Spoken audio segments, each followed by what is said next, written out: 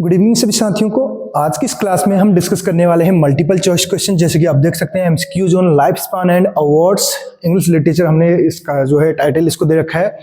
और ये जो है इंग्लिश, अगर यहाँ पे उत्तराखंड में लेक्चरर की बात करें तो उसका जो सिलेबस है हम ऑलरेडी उसको आज तक जो है जो उसके टॉपिक्स हैं उनको कवर करने की कोशिश कर रहे थे, लेकिन कॉन्टिन्यूसली आपको यहाँ पे वीडियोस देखने को नहीं मिल रही थी।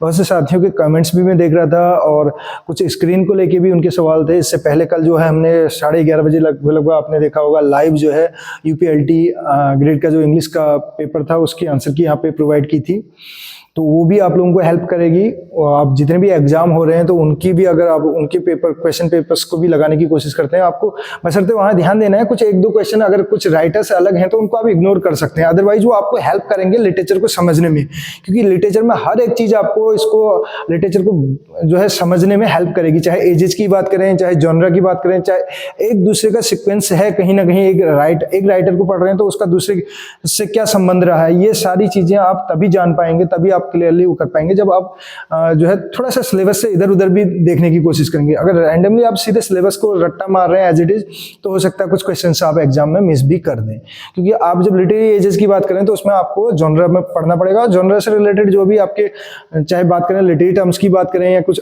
अदर जो भी टॉपिक्स हैं, वो सब आपको वहां से देखने को मिलेंगे।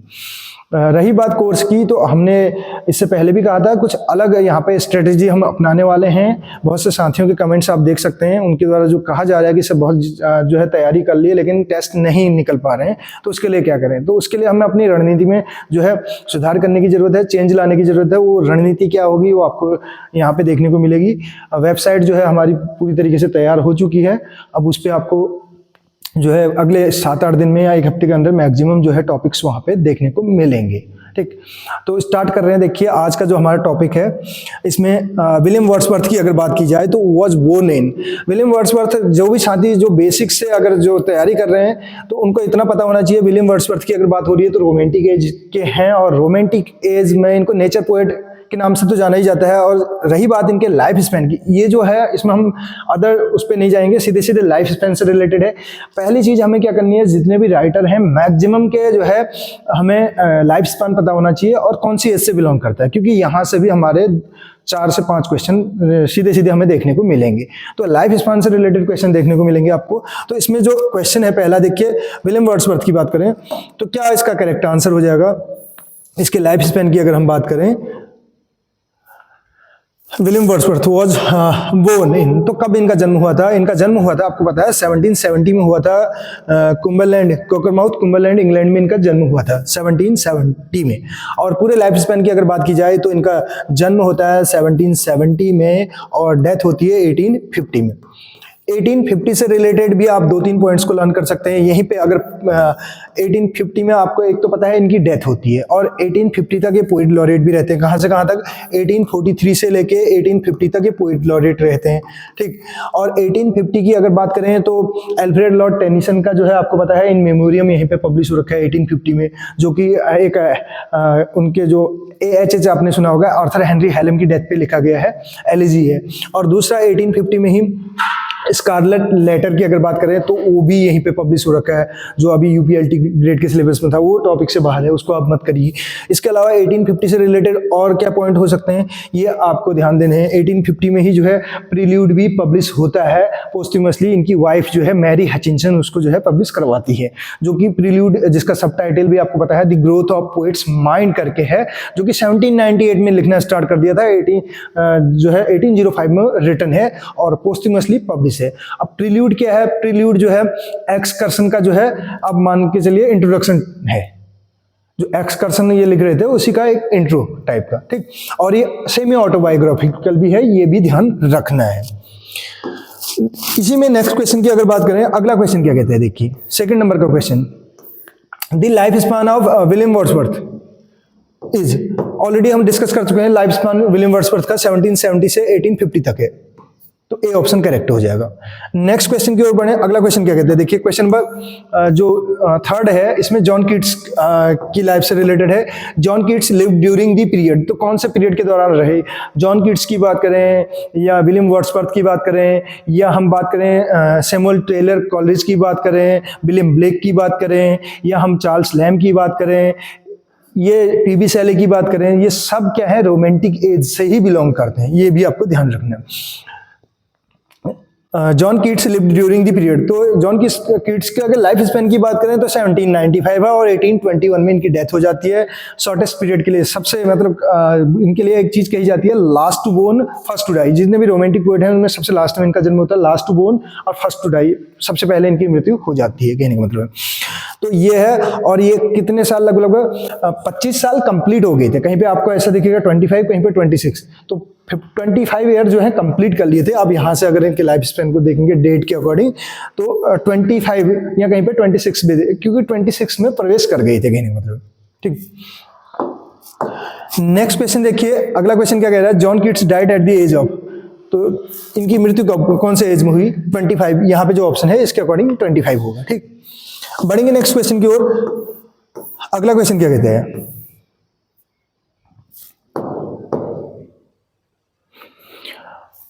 मैथ्यू अर्नोल्ड की बात चल रही है। Was born in, Matthew Arnold कौन सी एज से बिलोंग करते हैं, ये क्वेश्चन आपके लिए है। मैथ्यू अर्नोल्ड जो है कौन सी एज से बिलोंग करते हैं, ये आपके लिए है। थायरेसिस लिखा गया था इनके द्वारा, जो एलजी है, जो है HC आर्थर ह्यू क्लो करके है, उनकी डेथ पे।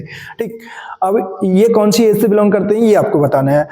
इनका जन्म कब हुआ था ये पूछा जा रहा है। इनका जन्म हुआ था 1822 में। इनकी डेथ जो होती है वो कब होती है, अगले वाले क्वेश्चन में हमारे पास डेफिनेटली क्वेश्चन होगा, तो हम जो है अभी इसको डिस्कस नहीं कर रहे हैं, क्योंकि अदरवाइज जो आगे क्वेश्चन है उनकी कोई वैल्यू नहीं रह जाएगी। Matthew Arnold is best known as, तो बेस्ट नॉन एज किस उसमें जाने जाते हैं, कहने का मतलब है किसके लिए जाने जाते हैं, रोमांटिक पोएट हैं कि विक्टोरियन पोएट हैं, एंड क्रिटिक हैं, मेटाफिजिकल पोएट हैं, ये मॉडर्निस्ट पोएट है। आपको पता है जब 1822 की बात हो रही है, 1822 में इनका जन्म होता है, तो सीधी सी बात है ये विक्टोरियन एज में ही कुछ अपना जो है वर्क लिखेंगे। अब पैदा 1822 में हो रखे हैं तो वहीं पर लिखना स्टार्ट नहीं कर देंगे, तो 1837 से आपको पता है विक्टोरियन एज स्टार्ट हो जाती है। तो अभी जो हमने क्वेश्चन पूछा था उसका आंसर भी यहाँ पे आपको मिल गया होगा, तो विक्टोरियन पोएट हैं, ठीक है, एंड क्रिटिक। नेक्स्ट क्वेश्चन आपका है क्वेश्चन नंबर, अगला क्या कहते हैं देखिए, अगला क्वेश्चन है अल्फ्रेड लॉर्ड टेनिसन। अब मैथ्यू अर्नोल्ड के बारे में हम यहाँ पे बात कर सकते हैं, क्योंकि यहाँ पे वो क्वेश्चन हमारे पास है नहीं।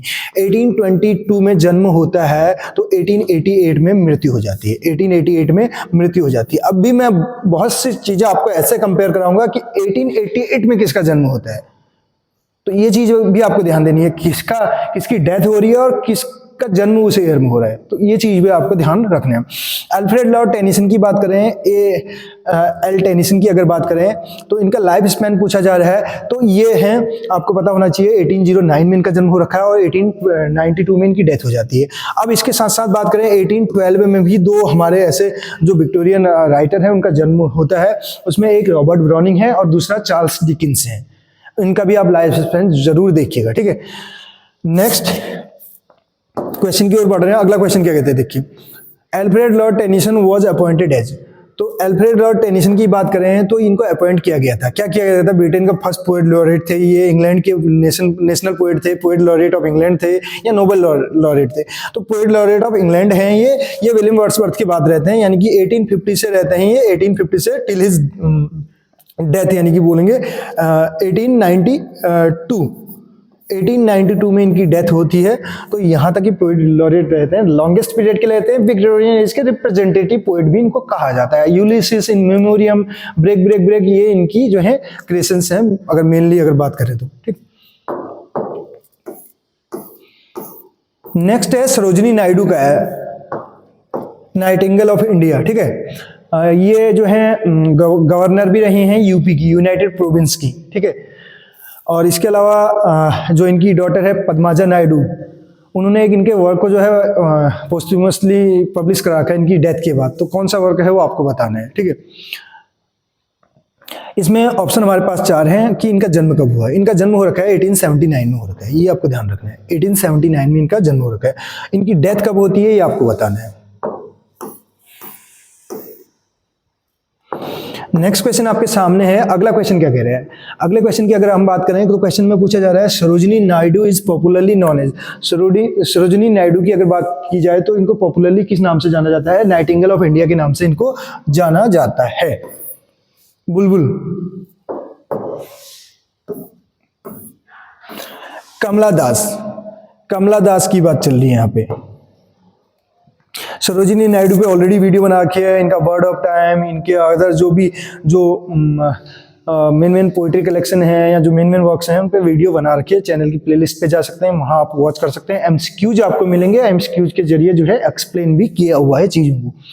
कमला दास की बात कर रहे हैं तो Kamala Das was born in the year, तो कब इनका जन्म हुआ था? इनका जन्म हुआ था 1934 में, इनका जन्म हुआ था 1934 में इनका जन्म होता है, ठीक है। 2009 में इनकी डेथ हो जाती है और ये कन्फेशनल पोइट्री के लिए जानी जाती है। My mother eight 66 class 12th में एनसीईआरटी में आपको देखने को मिलता है। इसके अलावा इनकी जो अपनी आत्मकथा है, ऑटोबायोग्राफी है, एंटे कथा मलयालम में, जिसको बोलते हैं माय स्टोरी, ठीक है, वो पब्लिश हो रही है कब? 1976 में।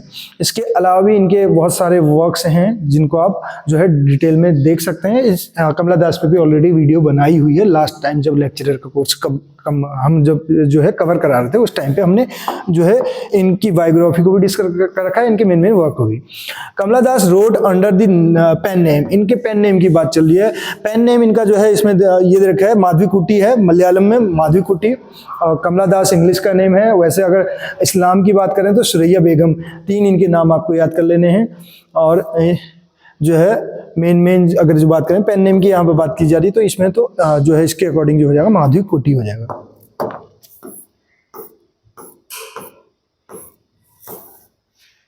अगला क्वेश्चन क्या कहते हैं, देखिए थोड़ा सा क्वेश्चन जो है स्क्रीन से बाहर जा रहा है, इसको कोशिश करते हैं कि कवर करने की। क्वेश्चन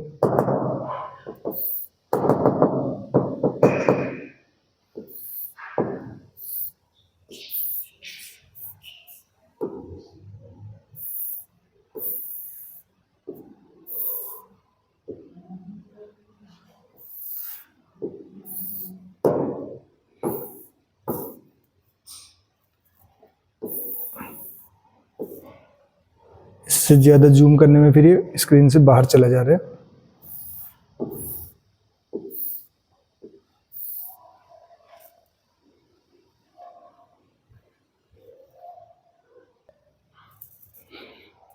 तो हम बात कर रहे थे, देखिए नेक्स्ट क्वेश्चन कौन सा था, किस क्वेश्चन पे हम पहुंचे थे? थोड़ा सा माधवीकुट्टी हो गया था। स्टीफन स्पेंडर की बात चल रही है।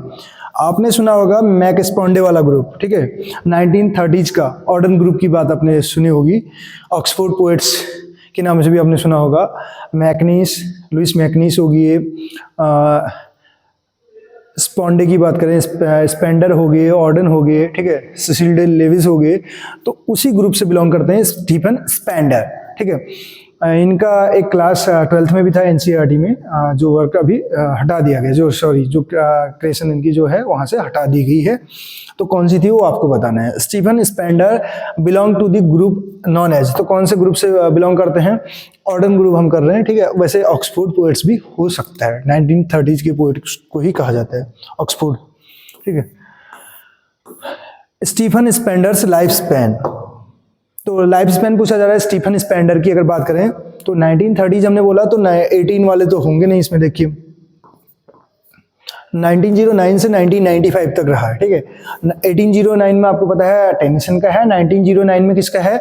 स्टीफन स्पेंडर का है। और 1995 तक यानी कि डेथ होती है 1995 में। और 1995 को कैसे याद कर सकते हैं हम? 1995 की अगर बात करें 1992 में डेरेक वॉलकॉट को नोबेल प्राइज मिल रखा है, 1995 में मिल रखा है सेमस जीनी को नोबेल प्राइज, जिन्होंने बीओल्फ का इंग्लिश ट्रांसलेशन किया हुआ है। तो ऐसे ही आप याद कर सकते हैं 1995। नेक्स्ट क्वेश्चन देखिए, रॉबर्ट फ्रॉस्ट की बात चलिए। Robert Frost was born in, Robert Frost जो है इनका जन्म हुआ था, कहाँ हुआ था इनका जन्म, ये पूछा जा रहा है, ठीक है। इनके जन्म की अगर बात करें तो इनका जन्म कहाँ हुआ था ये पूछा जा रहा है, ठीक है। थोड़ा सा इसको और जूम करने की कोशिश हम कर रहे हैं। तो ये तो रॉबर्ट फ्रॉस्ट की बात चलिए। अमेरिकन पोएट हैं, आपको पता है 4 टाइम पुलित्जर प्राइज इनको मिला है पोइट्री के लिए। लेकिन ड्रामा की बात करें तो 4 टाइम पुलित्जर प्राइज जो है यूजीन नेल को मिल रखा है, हैरी एप वाले, जिनको 1936 में नोबेल प्राइज भी मिला हुआ है। यूजीन नेल करके जो है उनको ड्रामा के लिए मिल रखा है, इनको पोइट्री के लिए मिल रखा है। Robert Frost was born in, तो इनका जन्म कहाँ हो रखा है आपको पता है? इनका जन्म हो रखा है यूएसए में, ठीक है। अमेरिकन है, ये आपको ध्यान रखना है।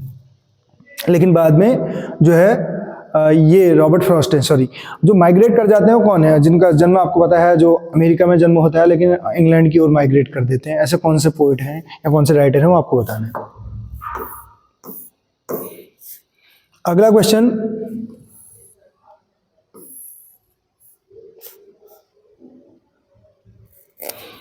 जो है पूरा विजुअल हो रहा होगा क्वेश्चन। इसमें देखिए, Robert Frost won the Pulitzer prize how many times, तो कितने टाइम इनको 4 टाइम मिल रखा है। तो इसके लिए भी हमने एक शॉर्ट ट्रिक बताई हुई है अपने चैनल पे, तो अब उन वीडियोज को वॉच कीजिएगा। तो उसमें हमने बता रखा है कि नॉर्थ ऑफ बोस्टन, या कलेक्टेड पोम्स की बात करें, या फर्दर रेंज की बात करें, तो क्या क्या हैं जो पोइट्री कलेक्शंस हैं जिनके लिए इनको जो है पुलित्जर प्राइज मिला हुआ है। और पुलित्जर प्राइज जो है अमेरिकन जो है उनको ही मिलता है, ये भी आपको ध्यान रखना है, ठीक है। टी.एस. इलियट की बात करें, टॉमस स्टर्न इलियट की बात करें, was awarded the Nobel prize in literature. T S. Eliot को नोबेल प्राइज की ऑलरेडी हमने बना रखी है वीडियो। नोबेल प्राइज, साहित्य अकेडमी, मान बुकर, तीनों को आप जो है एज इट इज उन वीडियोज को देख लीजिएगा और नोट डाउन कर सकते हैं। आपको अवार्ड से रिलेटेड अगर यहाँ से क्वेश्चन बनता है, साहित्य अकेडमी की बात करें, नोबेल प्राइज की बात करें, मान बुकर से बनता है, तो आपकी पहुंच से बाहर नहीं होगा। हर एक चीज पे जैसे जैसे आप जो है कमांड हासिल करते चले जाएंगे, कॉन्फिडेंस बढ़ेगा और कहीं से कहीं तक आपको दिक्कत नहीं आएगी। एक रणनीति के तहत फिर से बोल रहा हूँ कि किस तरीके से पढ़ना है ये ध्यान देना है, नहीं तो सब खिचड़ी बन जाएगी लास्ट में। तो इनको मिला है कब? इनको मिला है 1948 में। देखिए यहीं पे देखिए, 1948 में मिल रखा है टी.एस. इलियट को, और 1949 में मिल रखा है फॉकनर को, द हैमलेट वाले, ठीक है। फॉकनर, स्पेलिंग गलत हो रही है, ठीक है। फॉकनर को मिला है FAULKNER, फॉकनर, ठीक है। इसके अलावा 1950 में मिल रखा है बर्ट्रैंड रसल को, रसल, और 1954 में मिल रखा है अर्नेस्ट हेमिंगवे को, हेमिंगवे, और 1969 में सैमुअल बेकेट, ये आपको याद रखना है। 1983 में विलियम गोल्डिंग, और 1995 में मेन हम बता रहे हैं सीमस हीनी, 2005 में हैरल्ड पिंटर, ऐसे आपको याद रखना है। और इससे पहले की अगर बात करें 1923 में, 1913 में बात करें रविन्द्रनाथ टैगोर, 23 में ये रविन्द्रनाथ टैगोर, यहाँ पे W. ईट्स, और 1925 में आपको पता है G.V. शॉ को मिल रखा है, ठीक है। और 1932 में मिल रखा है गाल्सवर्थी को, और 1936 में मिल रखा है किसको? यूजिनो नील को मिल रखा है, ठीक है। ये आप ध्यान रख सकते हैं इतना। तो नोबेल प्राइज भी आपका जो है रिवीजन हो जाएगा, ठीक है। इसी तरीके से अगर आप वीडियोज को वॉच करते हैं तो आपको अलग से देखने की भी जरूरत नहीं पड़ेगी। जहाँ पे नोबेल प्राइज का जिक्र होगा तो हम ये सारी चीज़ें वहाँ पे रिवाइज कराते हुए चलते हैं। टी.एस. इलियट का लाइफ स्पैन की बात की जाए तो इनका लाइफ स्पैन आपको पता होना चाहिए 1888 से लेकर 1965। हमने बताया था 1888 में किसकी डेथ होती है, आपको पता होना चाहिए 1822 में जो है अर्नोल्ड का जन्म होता है, तो 1888 में उनकी डेथ होती है। अब जहाँ पे उनकी डेथ होती है भाई साहब, वहीं पे हमारे जो है ये जन्म ले लेते हैं, कौन से? उसी साल में टी.एस. इलियट, ठीक है। 1965 में इनकी भी क्या हो जाती है? डेथ हो जाती है।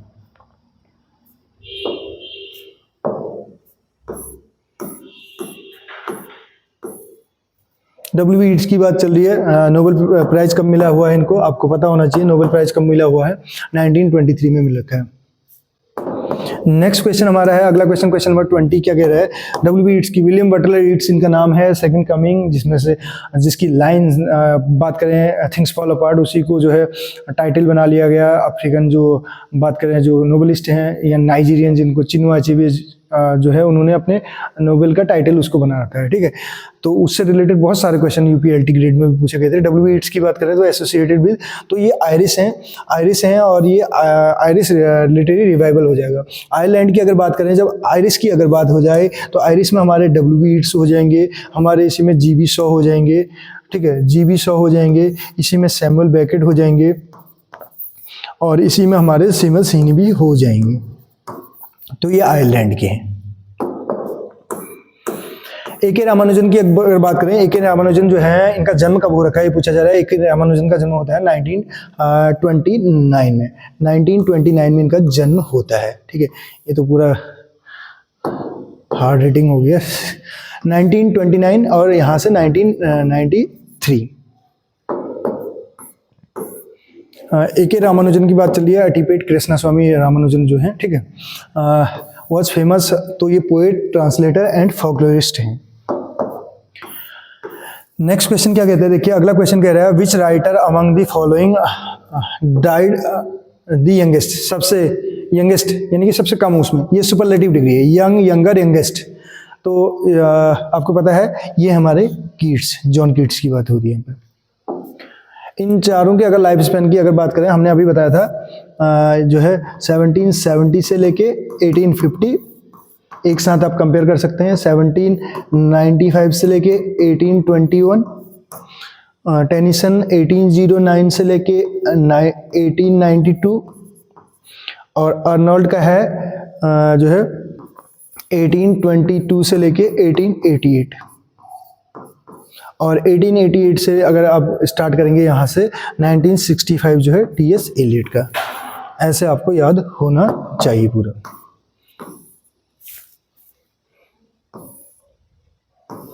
अगला क्वेश्चन आपके सामने है, क्या कहा जा रहा है, देखिए who among the following received multiple Pulitzer prize. Multiple Pulitzer prize किसको मिले, रॉबर्ट फ्रॉस्ट को मिल रखे हैं, ठीक है। 4 टाइम इनको पोइट्री के लिए, और 4 टाइम ड्रामा की बात करें तो यूजीनियो नेल को।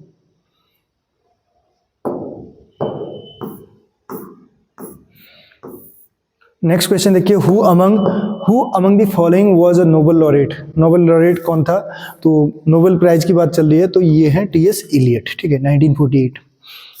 आंसर की आपके पास है नीचे, ठीक, पूरा दिया गया है इसमें, ठीक। तो ये नेक्स्ट क्वेश्चन है फिर लाइफ स्पैन से रिलेटेड टोटल, ठीक। अभी फिलहाल इतना ही, नेक्स्ट वीडियो में आगे का हम डिस्कस करेंगे। Thank you so much.